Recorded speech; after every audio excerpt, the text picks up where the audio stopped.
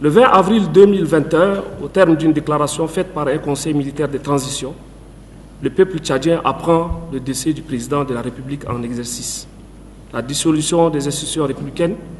et la prise du pouvoir par une junte militaire. Ce conseil militaire, faut-il le rappeler,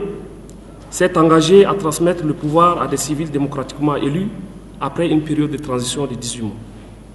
Malgré la nécessité de mettre sur pied des institutions et organes de transition de manière consensuelle, le Conseil militaire de transition a procédé de manière unilatérale à la nomination des premiers ministres de transition, d'un gouvernement et d'un organe législatif dénommé Conseil national de transition. Conscient de la nécessité d'obtenir l'adhésion populaire au processus de transition, par conséquent, la légitimité des institutions en charge, le président du Conseil militaire de transition s'est engagé à organiser un dialogue national inclusif et souverain. C'est ainsi que depuis plusieurs mois, le gouvernement ici du Conseil militaire de transition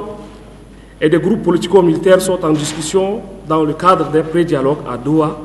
sous la médiation de l'État du Qatar. Nonobstant l'absence de transparence et d'un chronogramme précis, ce pré-dialogue a constitué un espoir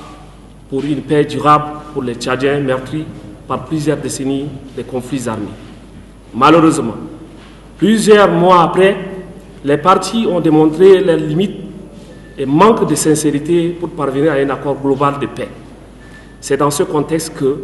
au terme d'un arrêté numéro 5945/PCMT/PMT/2002,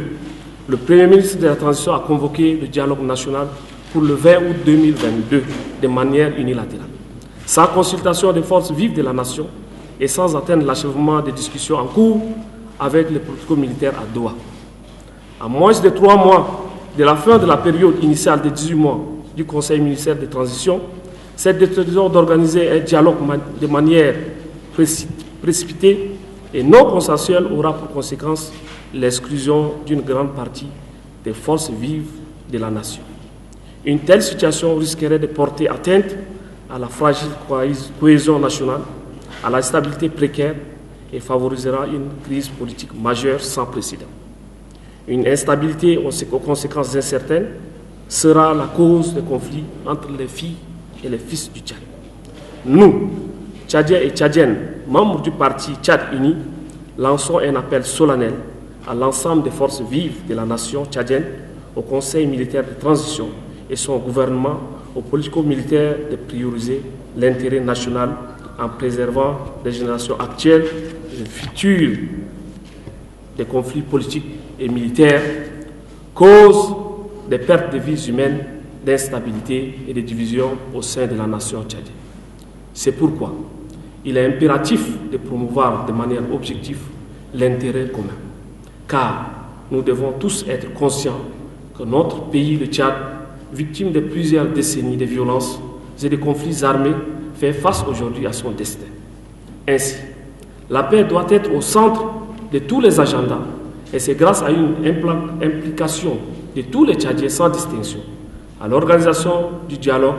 d'un nouveau processus de transition et par conséquent la dissolution de toutes les institutions et organes actuels de transition au profit des nouvelles institutions résultantes d'un véritable consensus national. Le parti Tchad Uni se joint à l'ensemble du peuple tchadien qui, depuis plusieurs années, s'est mobilisé pour exiger une véritable démocratie.